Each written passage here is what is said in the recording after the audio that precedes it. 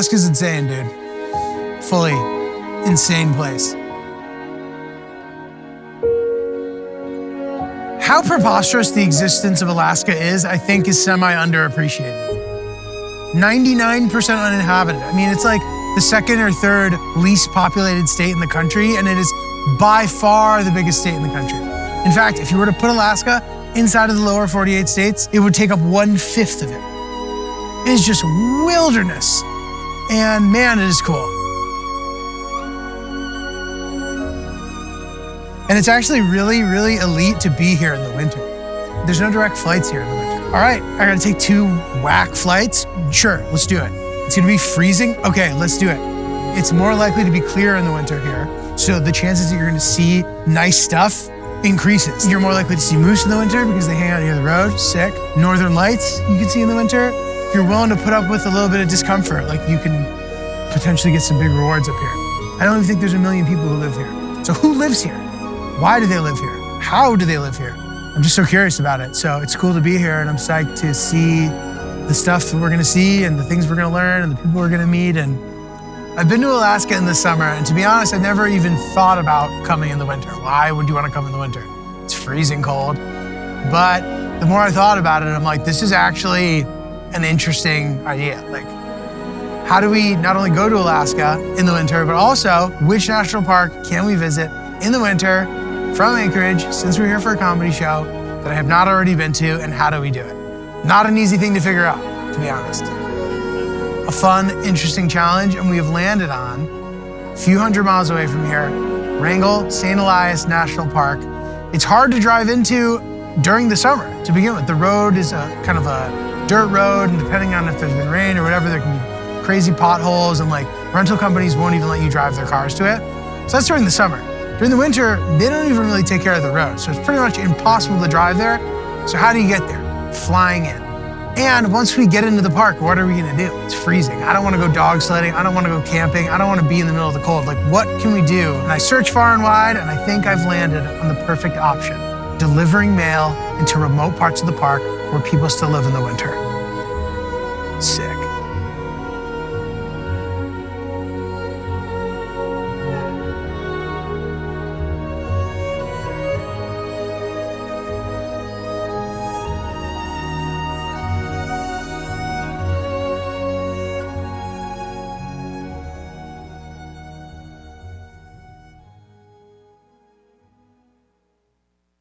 I want to bring to the stage hilarious comedian Giulio Gallarotti.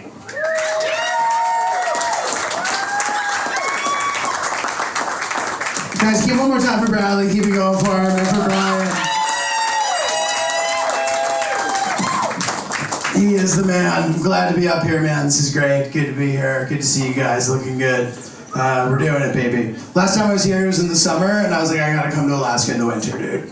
This is gonna be the real shit. And I want to do some badass Alaska stuff. I was like, Bradley, can you help me plan some like dope shit? He's like, what about riding on the mail plane into Wrangell St. Elias? I was like, dude, sign me up. Let's fucking go. It's gonna be badass. I'm very much looking forward to it. I've been here 24 hours. I've seen a moose. I've seen the northern lights. I have the Aurora tracker app on my phone. I'm ready to fucking go. Let's do it. I will be out there in the parking lot after the show looking up. So hey, man, it's good to be here. I don't know. I love nature. I love animals and shit. Like, I love watching nature show. That was the fourth and final show of the weekend. And while normally I probably would have had a big night hanging out with Brian Otten, who opened for me this weekend, tomorrow morning we had to make our way toward the park. The drive wasn't that crazy, but there wasn't much daylight this time of year in Alaska. The sun rises around 10 a.m. and sets around 4, and you don't want to get caught driving in the wilderness in the dark.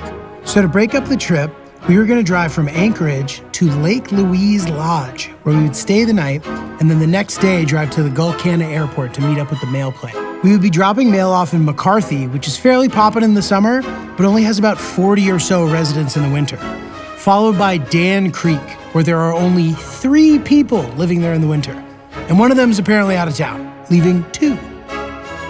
My winter clothes for tomorrow. The big dog. Bradley not only put together the comedy shows, but he was also going to serve as our trusty guide and companion.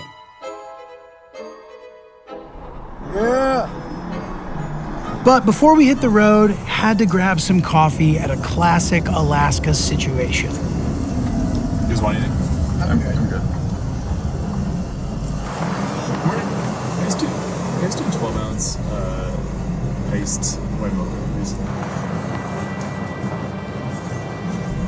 Plenty of links. I guess we just got stuff. But yeah, that's it.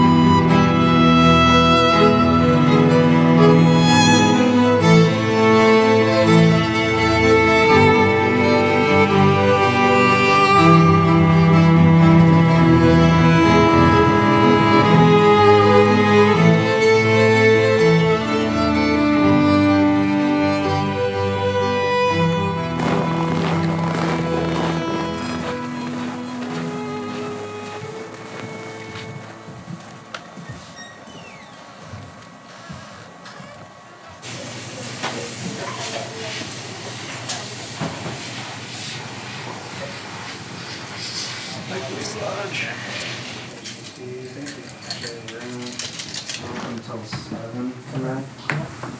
I like to have the last order in by 6:45. Great. No problem.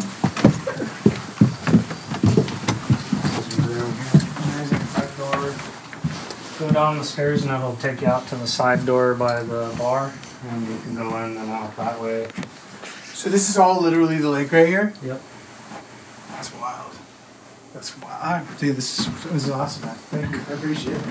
Anchorage already feels like ridiculously exotic almost and remote, but like this is a whole nother level. For sure. That Honestly, lodge is crazy, bro.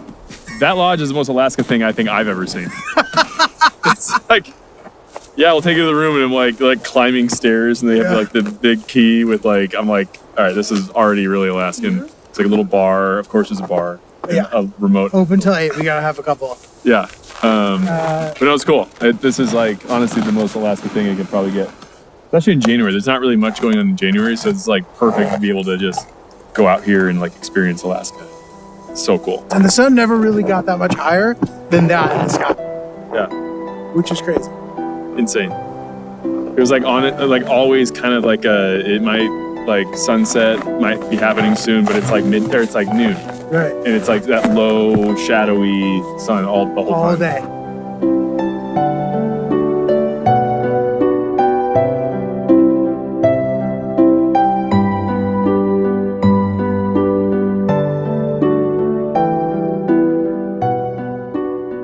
So tomorrow we're flying on the mail plane. We're helping deliver the mail to some like the remote parks of Rango St. Elias. It's gonna be sick. We're probably like an hour away from there right now at this lodge called the Lake Louise Lodge on Lake Louise, which you can't see because it's completely frozen over, which is pretty cool. Very Alaska situation. And you know, it's probably a place that like is busy during the summer because there's a lake. Not probably a big winter spot potentially, but super cool. Lots of character. The steepest stairs in history up to our room. Yeah. I know, like hybrid of a ladder or stairs. Yeah. Like It's like a climb these or trapdoor. Yeah, exactly. You literally need to use your hands. The low is -19. That's crazy. Even 19 is crazy.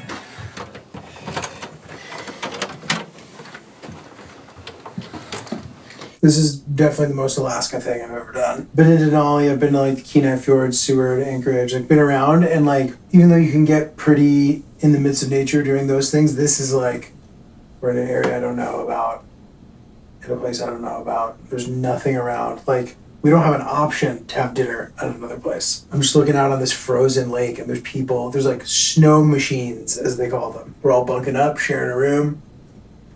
Very fun. And we're driving to the airport tomorrow, Gulcana, to fly in Copper Valley Air, who provides this mail service, and we are going to assist. What a wonderful way to get to enjoy a national park in the winter. This is too cold to do stuff. I mean, I guess it's not, but like, I don't want to really go ice fishing. I don't want to just like sit in the cold for 3 hours. It's so cold. It's gonna be -19 tonight where we are. It's freezing. It's all kind of weather dependent. It's one of those things they need good visibility to fly in the plane, so there's always a chance that it might just end up not happening. So if it were to happen, that makes it even more exciting.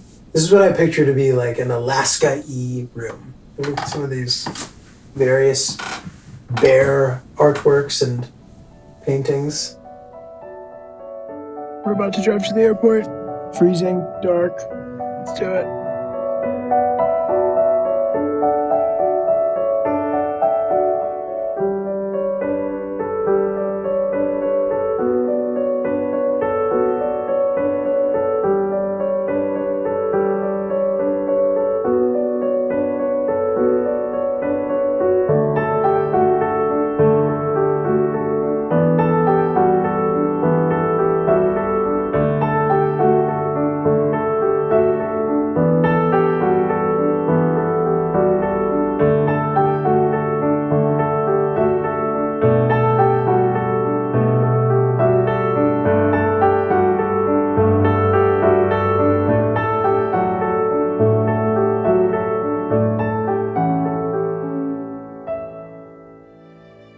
Such a peaceful morning, cut short by the exact thing you don't want to see before flying in a small plane. Welcome to your News at 5. We begin this evening with a plane landing in a strip mall. As you can see, the plane is nose down in the snow. At around 1:55 this afternoon, Anchorage Fire Department received a call alerting them to a Cessna 182 airplane. The plane suffered engine failure. We're sitting there at breakfast, and on the news immediately is just like story after story of like bush planes going down. This is a developing story, and we will let you know when updates are available. Along with the Iditarod race or whatever, like the local dog sled race, like side by side. Like if I had to make a sketch about what would be on the news in Alaska, like those would be the two things.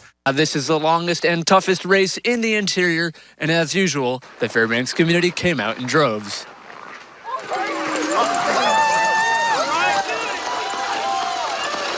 The whole community comes out. It's fun. Everyone, we bring all of our friends. Those were the two things playing on the news before we went and took the flight. Was I scared of going on that flight? Absolutely not. I know that like things happen with the little plane sometimes, but seeing it on the news directly beforehand is not ideal.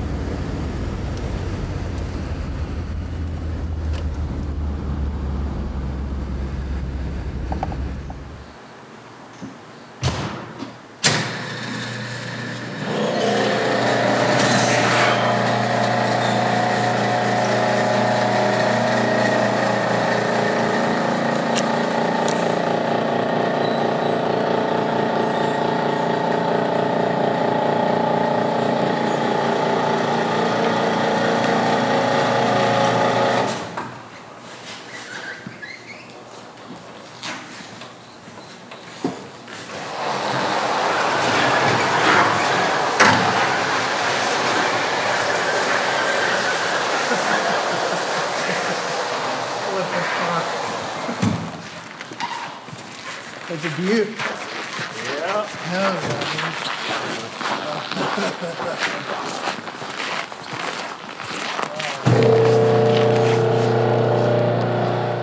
what's like the game plan? So, plane's all loaded up with mail. So this morning I went and grabbed mail from the post office, and so plane's all loaded up. Load you guys up, warm up, and then head out to McCarthy, drop off the mail, and then we'll head over to Dan Creek, which is a mining community, with the rest of the mail. Drop off there, and then head back and stuff. So. In the mining community, Rebecca said there's only 3 people that live there in the winter. Pretty much, yeah. What are they doing? One's a pilot that works in the summer for a lodge called Ultimate Thule. and he just has a building that he built there, and he has his own plane and flies around and stuff. And then there's a couple that lives there. They just kind of live off the land and stuff. I think they make a little bit of money doing some online work, but not 100% sure. Dude, that's so cool, dude. Yeah. Is there like a lot of mail?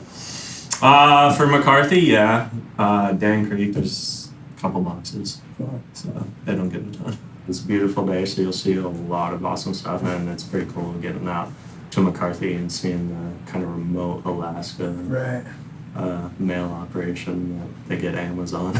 That's crazy. So, yeah. So are we bringing the Amazon stuff? Yeah. So it's sent up through the post office. We have the contract, and we just grab whatever is sent, and a lot of it That's is crazy. in Amazon. And that road to McCarthy is like a tough road, right? Like if you were to drive. Yeah, it's brutal in the winter, and you get road glaciers. I'd never heard of that until coming up here. So.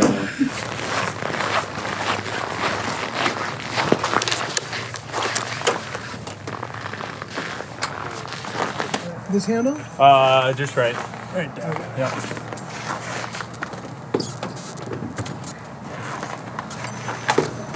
That's it right here for you. Leave that off for now. Primary exit's going to be right here, going around the quarters long. I did not know that plane was going to be that small. In the back seat, like if I wore my sort of like noise canceling things they make you wear on the flight, if I was wearing that, I wouldn't have fit in the plane. I had to wear them down. Yep, you guys can throw on your headsets. And my head was still against the top. And I think it technically sits 4, but the rest of it was for the mail. And then obviously you do have functioning controls on your side, so just watch out for the stroke as well. You can be really close, even resting your feet on top of the pedals. We'll see probably about 45 minutes to 50 minutes, somewhere in there.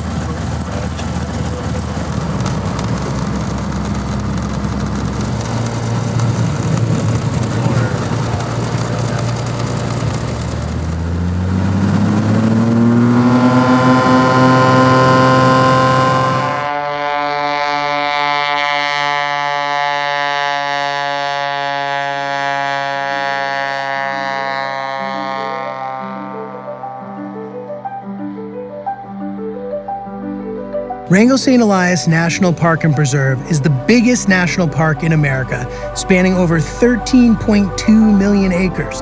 That's basically the size of 6 Yellowstones. It's home to 9 out of the 16 highest peaks in the United States, Mount St. Elias being the second tallest at roughly 18,000 feet, 5,500 meters. Wrangell St. Elias has more glaciers than any other park in the US, and its Hubbard Glacier is actually growing, which, as you might imagine, is rare these days. The park boasts massive populations of grizzly bears, moose, caribou, Dall sheep, and wolves. There are very few roads. Most of the park is only accessible by bush plane, boat, or on foot. It is also a UNESCO World Heritage Site.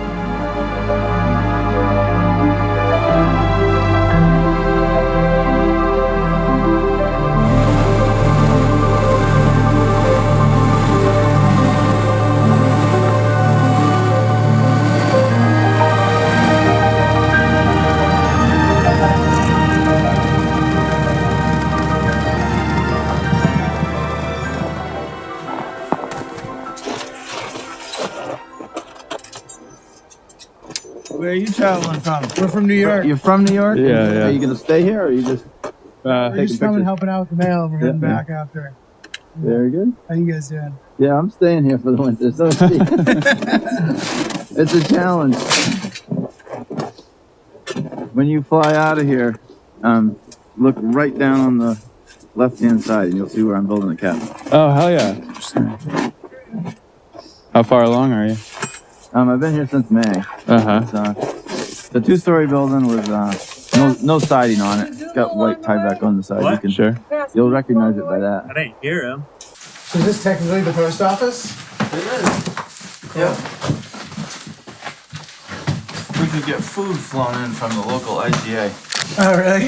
In a pinch. It's most people that live here bring it in for so they have enough for a few months. The drive in and out of here can be pretty brutal. Yeah, sure. Hey. Hey, all right.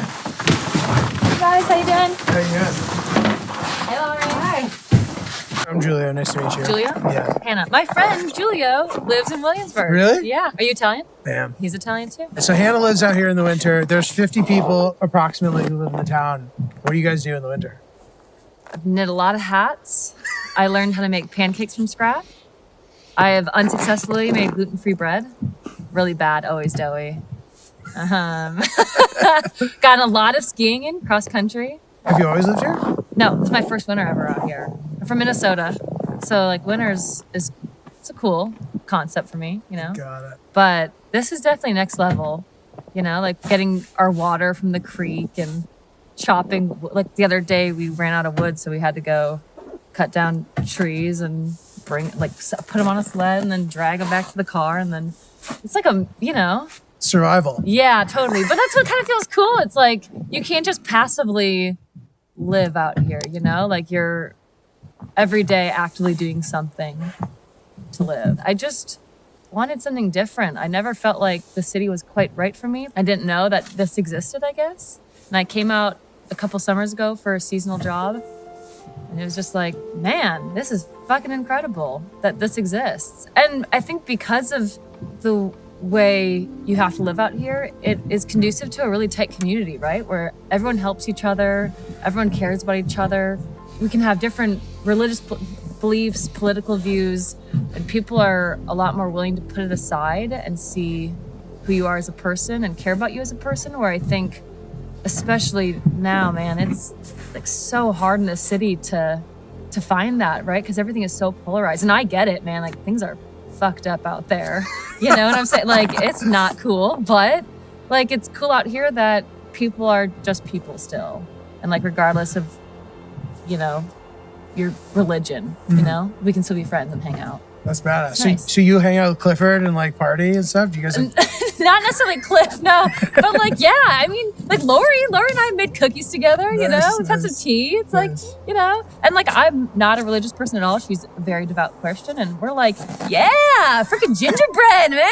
You know, like it doesn't matter. We're just like hanging. It's cool. That's and I like that. Yeah, it's fun. I like that. You guys should come back in the summer sometime too. Like the community that comes for the summer, it's like you would not expect it out here, but full on party mode. Like sick. It is work hard, play hard out here. People go so fucking hard. Like the bar scene there's people like standing on the bar, like, you know, doing body shots of everyone. Like it is nuts. For as sleepy as the town is in the winter, in summer it's like spring break. That's you know, like 2001 spring break in Florida. Like no rules, you know. It's pretty cool. That's sick. Yeah, That's so you guys cool. would like it, I think. Well, I guess I can't assume that. Do you have your own plane? Building one. Oh shit, that's exciting. Hopefully in May it'll be done. Damn, that's gonna be a game changer. There's a lot of backcountry aviation legends out here. Yeah, totally. This is Sam. That's right. Yeah, nice to meet you. That's gonna be so sweet. Yeah. England out. Yeah. Cool. Building the town. Damn, that's sweet. Yeah, I grew up in boots like that, and I just thought you're supposed to have frozen toes all the time. Totally. Oh, really? My feet were absolutely freezing at this point, so I kept trying to wrap up the conversation unsuccessfully, unfortunately. Good luck to you. Hey, thanks. Thanks for chatting. Keep making those Not cookies. good, Dad. Thanks. Yeah, awesome. Well, hopefully next time we come back, you'll still be here, and if not, you'll be on the bigger and better adventures, hopefully. Heck yeah. Take it Thanks. easy. Thanks. Cool. Yeah. Great to meet you. You guys heading out now? I guess, right? We chilling for a bit? Oh, I figured we were on a tight schedule with the mail. Otherwise, no. Yeah, awesome. It was a pleasure. Nice to meet you. Yeah, nice meeting you too. Good luck out here in the winter. Thanks. Yeah, you guys are just in McCarthy for the day, huh? Yeah, yeah. Dang, turn and burn. Yeah, turn and burn. Awesome. Good shit. Good shit. Pleasure. Where are you guys from? New York. Cool. Are you going to Dan Creek today too? Cool, you guys get to go to Dan Creek. Damn, you're gonna meet some characters there. Have you heard about what's that one guy? It's only Fred.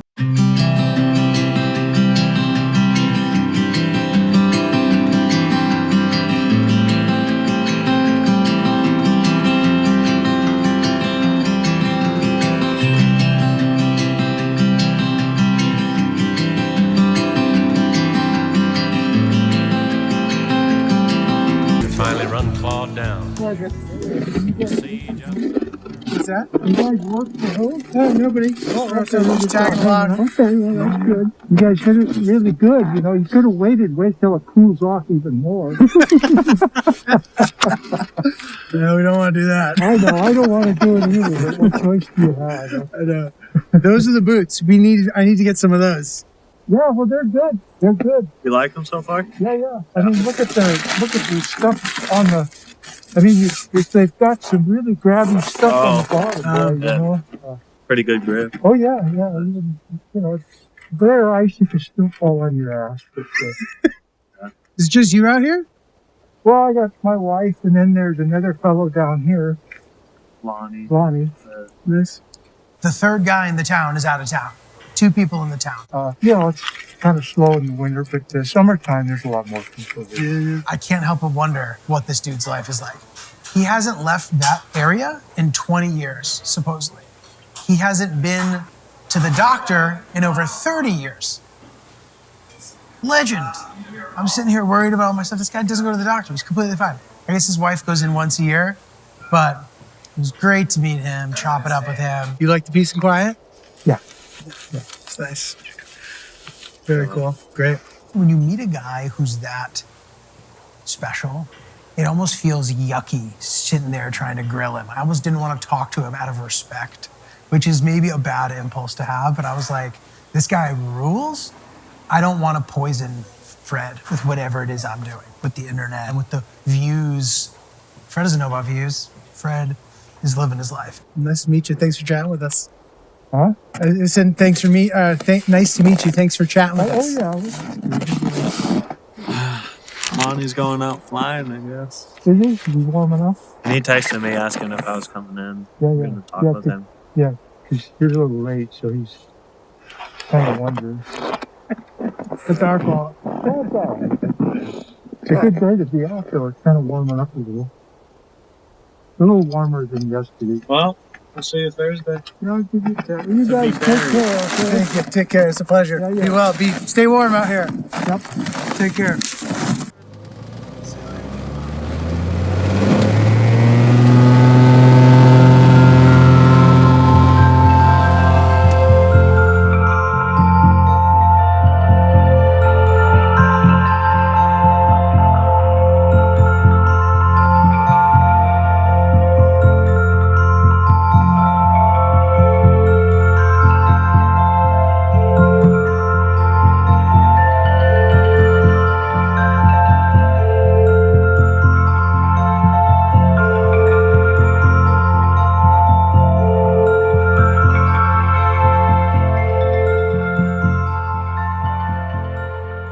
When we got back, Michael took us into the hangar to show us the plane he was building.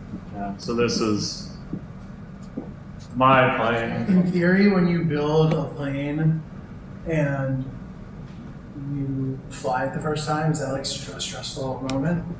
I have yet to have that moment, but yeah, it's definitely like, I think there's some nervous factor, obviously. An aspect of that, you did the work and you know it, and then there's the aspect of that everything's brand new. Right. Yeah, pretty good, but it's just like that first little flight. Is everything actually right? Did I forget a screw somewhere? Bro, good luck with the plane. Dude. Great meeting you, man. Yeah, of course. This is badass. Yeah, Thanks I'm for glad it worked out. Yes. It was awesome. Shout out to Fred. Oh, yeah. Will he ever go to the doctor? We do not know. It's been 40 years. Probably not.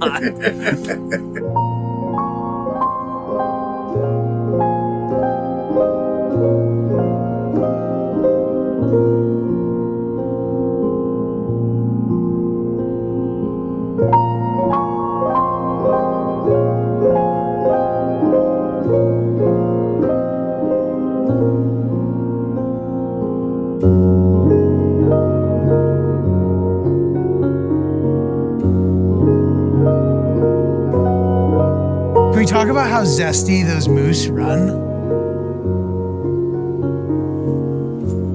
Like running through the snow, all like.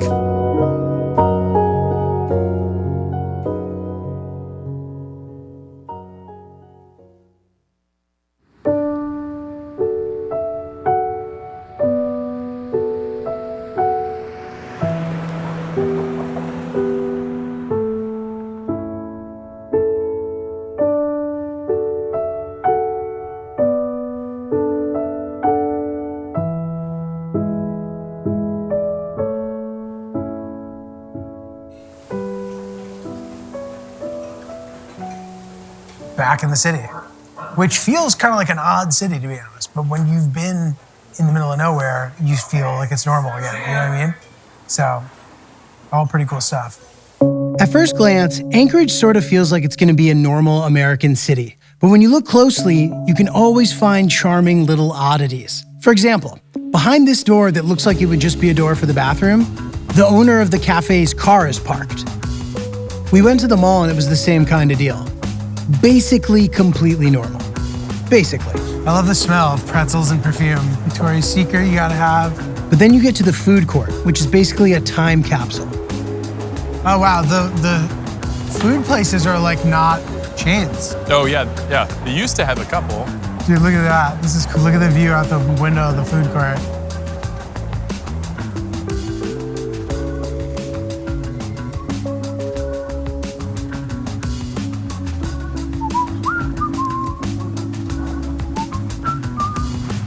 I remember thinking that I was good at this. I was like, you need to check from both sides. Just like telling people to do it. Oh! How do you... The elephant teasing you. Whatever, you tried. But dude, thank you for making time to hang out with us and stuff and coming on the adventure with us. And like I said, you guys like gave me, I should be thanking you. That was so fun. Like I don't get like Alaska experiences like that all the time. Yeah, dude, it was sick. You must be freezing your ass off. You good? Yeah, I'm good. You want this thing? No, we're good. I'm good. That hasn't happened like this winter so far. How clear it was like that and it actually looked like a winter. Right. Everybody I've talked to is like, you guys could not have picked a better day or a better weekend to do that. I'm like, yeah, like legit a few weeks ago, dude, I got some like freezer burn on my face a little bit yesterday. Yeah, dude. Yeah. Same. My nose was like my cheeks were like pretty red. Yeah. Like,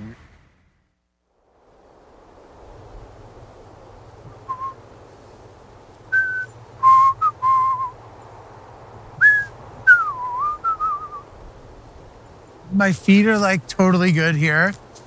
I guess like when it's minus 20, the toes are the first thing you feel.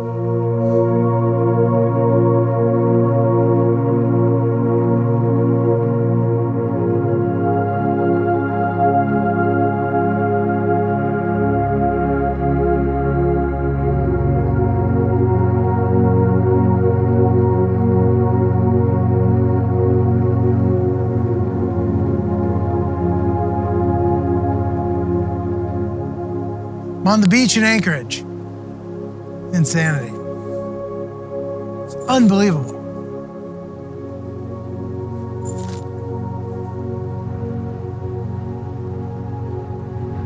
That is the ocean, and it's frozen.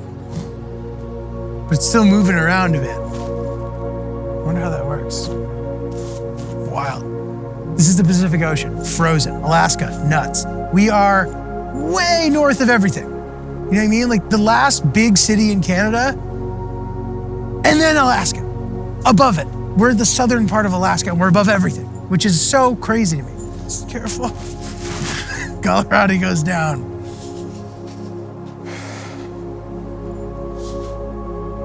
When we were landing in Dan Creek, I was thinking like, man, this is so cool.